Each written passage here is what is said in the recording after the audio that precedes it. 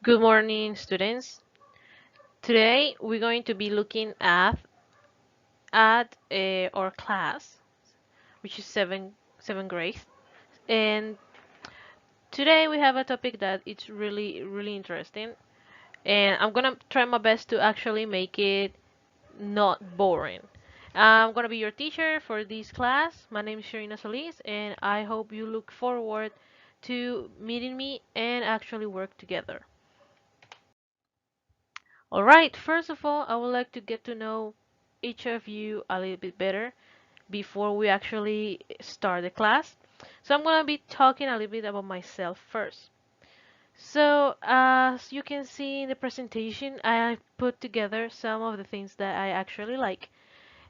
Those include food, Netflix. I actually spend a lot of time watching series on it while I'm not grading your stuff. I also enjoy the company of my pet turtle, and also I love to listen to music. And I really hope that we can share some likes and dislikes, and that can actually make our bond of teacher and student a little bit stronger. Okay, let's start our class talking a little bit about the classroom rules that we're gonna be following for the rest of the year. I know that since the pandemic, we're not gonna be looking at each other um, for a long time, and most of the time we're gonna be spending it virtually.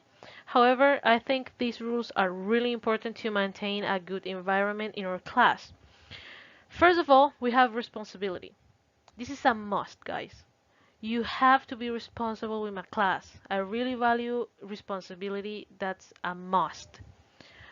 Second of all, we need to deliver homework on time. Whenever I assign something, I really expect you guys to fulfill that because that's your responsibility. Third, but not less important, we need to be nice to everyone. I will not tolerate insults or bad words of any kind in my classroom. Uh, as I said before, be nice, don't insult or say bad words when the teacher is present. You can ask questions all the time, guys. I really encourage you to ask me questions if you don't understand something.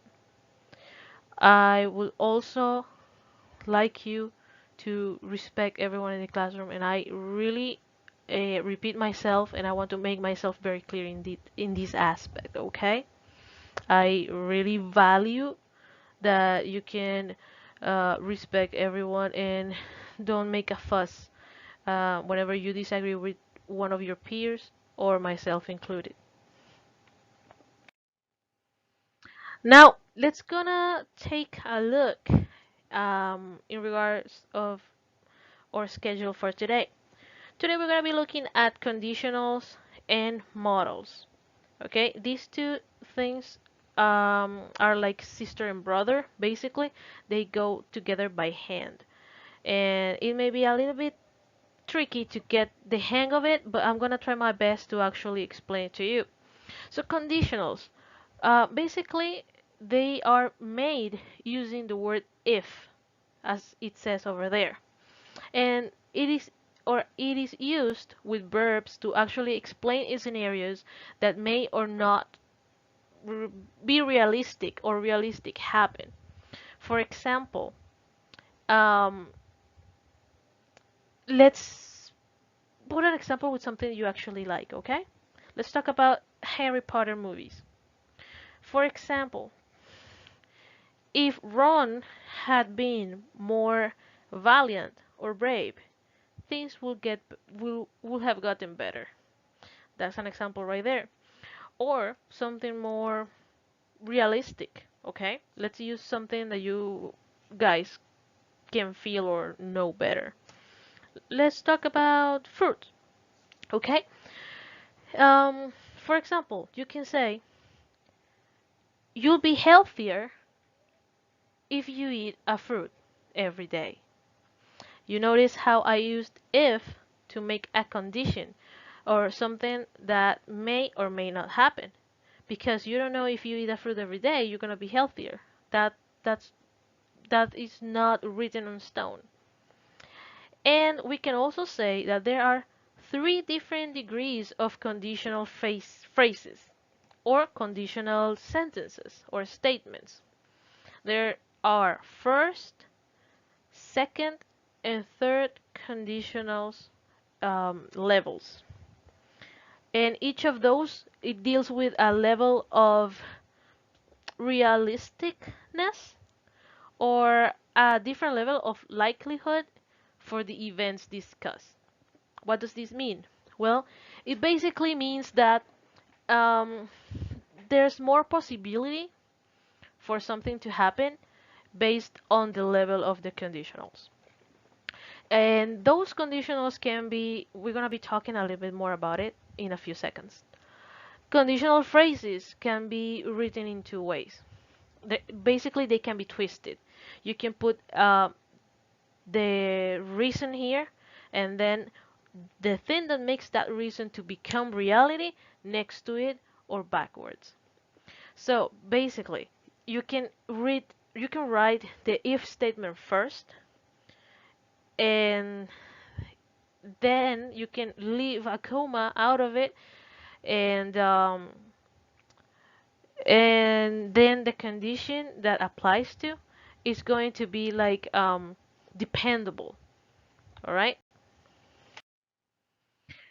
For example, if you go to the lake, you might see the giant squid, which is the one that I already put on the presentation. Or you can say, you might see the giant squid if you go to the lake. So you see there that each of those sentences are actually like they belong together, because something will not happen if it's not accompanied by the other. Now, let's talk a little bit about the types of conditionals that we have, all right? First of all, we have the first conditional. This one is used to describe events that are fairly possible and realistic. Or it basically implies that it's very it's not gonna happen. It's not very likely for it to happen if a condition is met. So, for example, we're gonna go back to the Harry Potter example. If Harry Potter gets his letter, he will attend Hogwarts. Now, you can also put this backwards, as I was saying before, by saying Harry Potter will attend Hogwarts, comma, if he gets his letter. As I said, this type of conditional, the first conditional, it's the most likely to happen. So what I mean is basically this is almost certain that it's going to happen. So you are very sure that the things are going to happen. Also, another example can be if Hermione does her homework, she can go to bed. Or you can say Hermione can go to bed if she does her homework. So it's almost certain that she is going to bed as soon as she finishes her homework. Is there any question? Is it everything clear? Remember, guys, that you can ask if you don't understand. I can go back and describe everything with a lot of detail if you want me to start all over, okay? Everything's clear? Let's continue. Second conditional. Well, second conditional deals with future events, something that is less likely to happen, or sometimes it's impossible, so it's not going to happen. So there's a condition that needs to be met in order to happen, but it's not certain that this condition will be met. Is constructed or is made using if and a past tense verb in the first clause, or in the first part of the sentence, followed by the modal's auxiliaries would or could, preceding a present tense verb in the second. For example, this is a little bit more complex. If Voldemort had a nose, he could wear glasses. And you can see right there that we are using a model. And we're going to be talking about models a little bit later on, after I finish explaining this. As well as um, the assignments that are going to assign you guys. Another example could be if Ron Weasley increased his self-esteem, he will be better at sports. And these sentences can also be um, reversed. You could say, if Ron Weasley, Ron Weasley will be better at sports if he increased his self-esteem. And finally, the third conditional, this one expresses regret over an event that has already passed or something that had already happened. However, this situation that had happened, you wish that it could actually had gone differently. So it's basically showing regret for something that didn't go your way. And this one is constructed using if along with a past perfect tense verb in the first clause or the first part of the sentence, and is followed by a modal auxiliary that expresses how can something that could have happened or something that is not certain, like might, should, could, would. For example, if Harry had listened to Hermione, he would have developed a better performance. Another example could be if Dumbledore had fed his pet phoenix, fox, the phoenix might have been happier.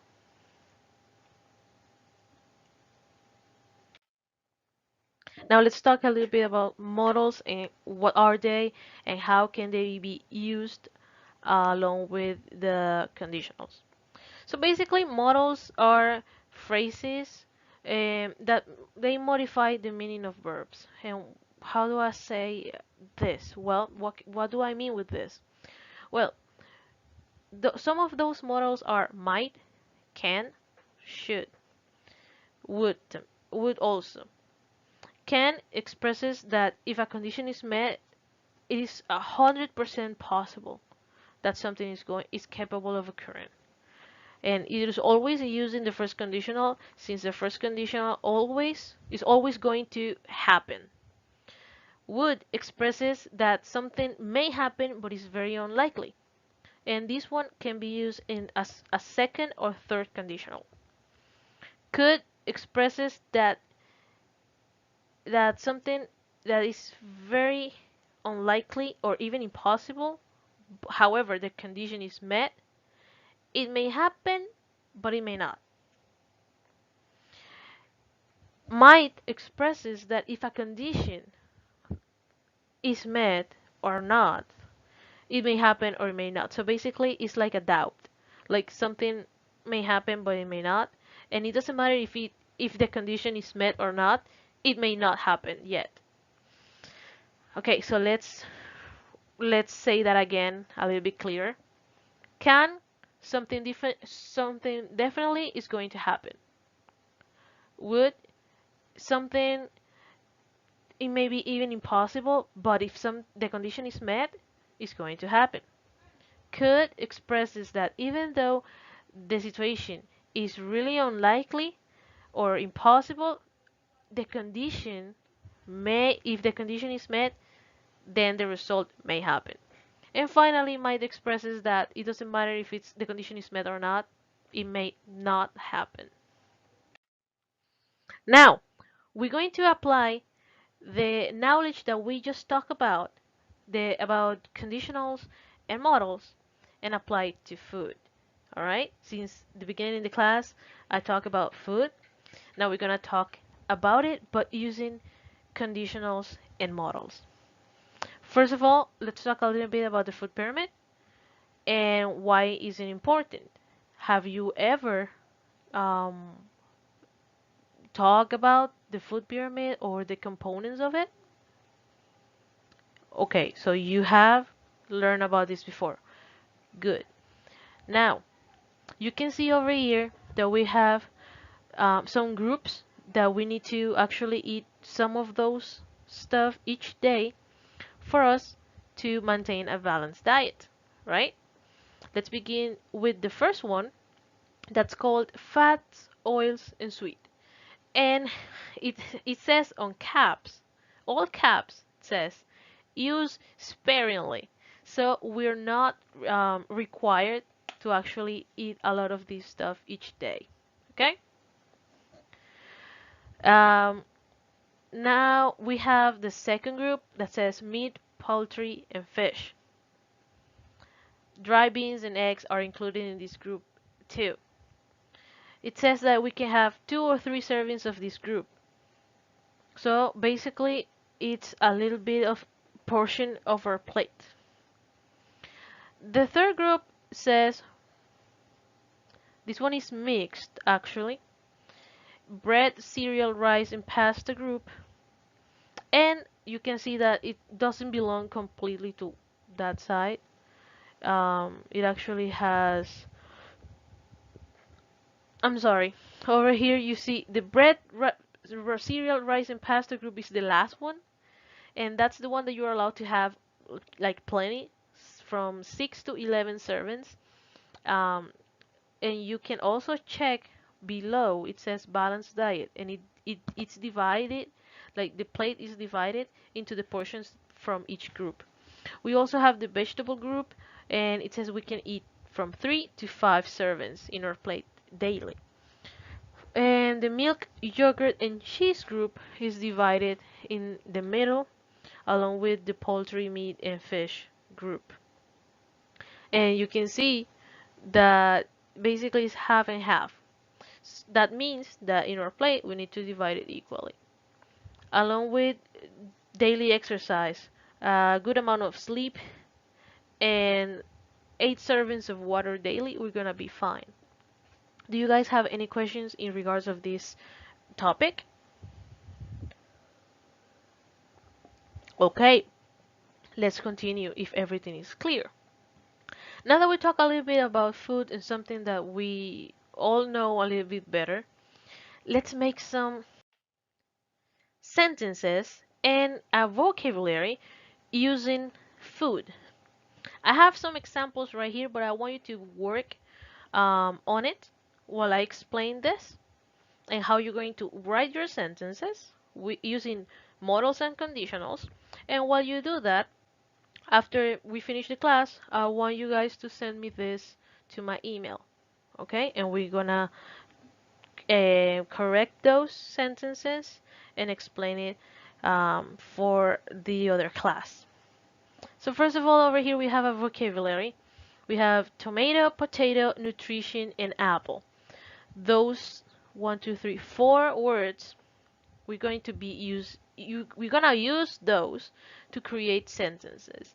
And I want you to create 2 sentences for each word. How? I want you to use one sentence using the if statement first and then the condition, or the modal clause. And I want you to use the other sentence but backwards. So for example, the first sentence says, if you eat an apple a day, it will keep the doctor away. And as you can see, in this sentence, it could be it could be the first, the second, or the third conditional. Who can answer this?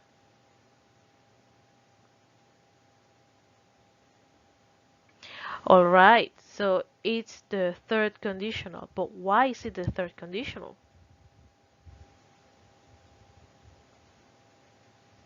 Because it doesn't matter if the condition is met, you don't know if that's going to happen. Very good. All right, the second question says, or the second sentence says, you can get a balanced nutrition. I'm sorry, over there I have a mistake. It should be balanced with a D. It says you can get balanced nutrition if you eat tomatoes.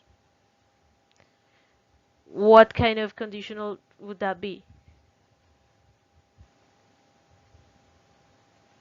That is the second conditional. That is the second conditional. Are you sure?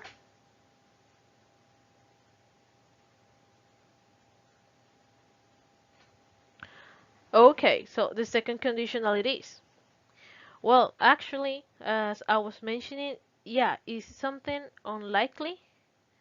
Actually, it's the first conditional because it is very likely that if you eat tomatoes, you'll get a balanced nutrition because that is a part of the vegetable group in which we do have to eat a lot of it. Let me go back to show you the chart. I actually made a chart over here, and as you can see, the vegetables and fruit groups, the vegetables and fruits group, it's one of the biggest, and tomatoes are included over here. See? Right there. Alright, so the first conditional it is. Okay, I'm gonna give you guys a little bit of time so you can finish this later on at the end of the class.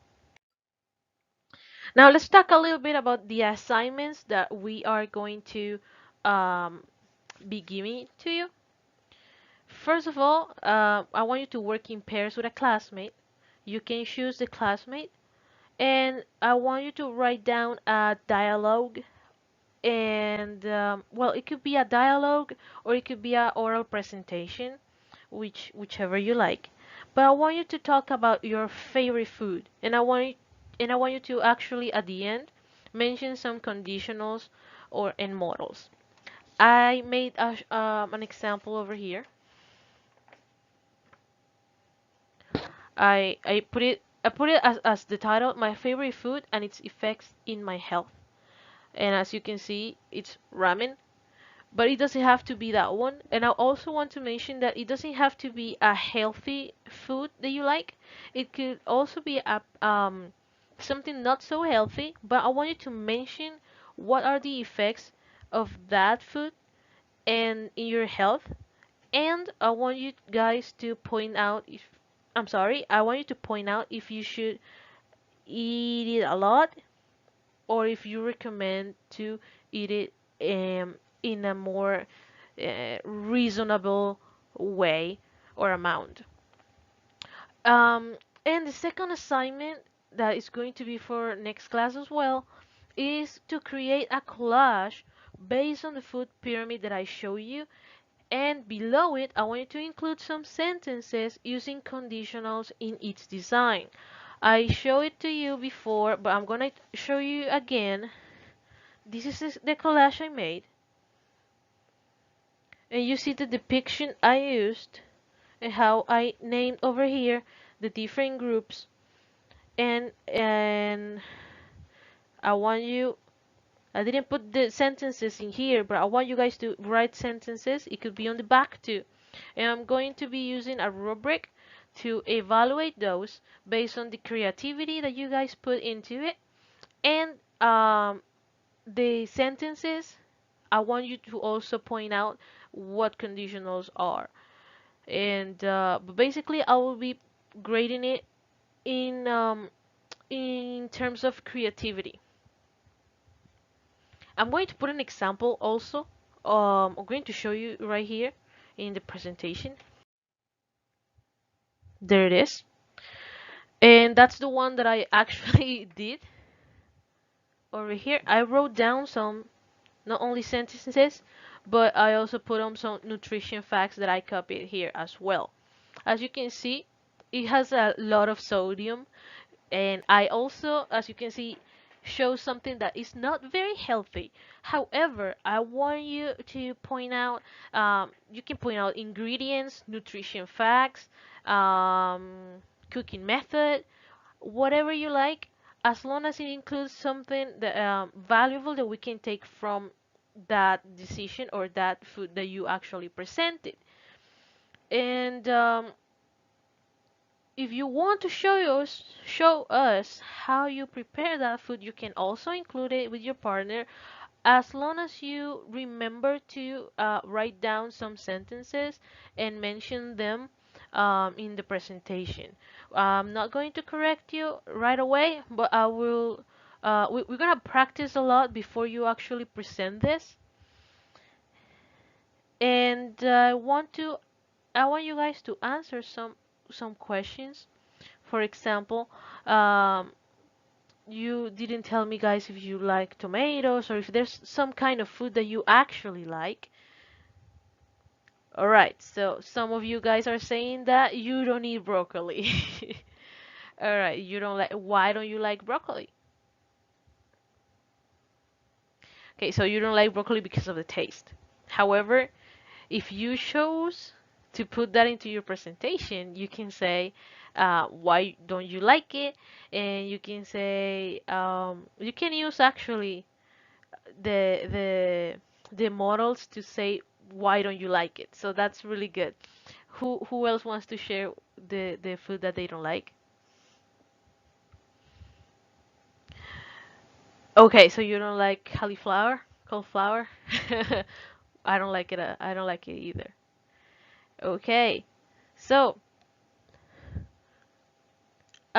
is there anything else that you want to share? Oh, you guys have questions about the assignment. Okay. Well, basically, it could be whatever food you like. Okay? It could be also a food that you don't like. And the length of the presentation should be for about 5 minutes. I won't take points out if you take longer, as long as you don't take less than 5 minutes. I want you guys to also tell me you like um if you like ramen, because I really do you like ramen? You haven't tried it? Okay. Okay. Okay. Um about the nutritional facts of your presentations and the effects of those foods in our health. That's really important that you guys mention it in your presentation. And as I said over here, for example, I had that it says it has a lot of sodium, so its consumption should be kept minimum. That's a recommendation that I made based on um, well, the nutritional facts, because it says that it has a high amount of sodium. So you can also include that in your presentation. And to actually some of the effects that has sodium in our health is really bad. It makes us retain liquids, and also it's prone to bloating, specifically in our legs. So that's really bad, and it also has some components that are not at all organic. For example, called something GS. It's like Ajinomoto, and it's actually something that it has been proven that it affects our health. And some other. All right, so I want you guys to tell me something about the way that you actually eat. Do you think you are eating correctly? No? All right, and what are you going to do to change that? Do you plan to change your the way you actually eat? Yes, you would like to start eating more vegetables. Well, that's really good. And I really like that we can actually use a topic that we talk about it each day within the classrooms or at home whenever we're going to eat, and try to make it more um, beneficial in our life. You know, it's not just something that we could do. It's something that we should do in order to keep healthy and live a long life. So that is going to be everything for today, guys. If you have any question, you're free to contact me through my email. And remember the assignments. I want you to make a presentation about your favorite food with another classmate, and that's going to be for grade, as well as the collage, like this one. And this collage, I'll give you the rubric, and I'm going to be grading this based on creativity and the usage of models and conditionals. Thank you so much.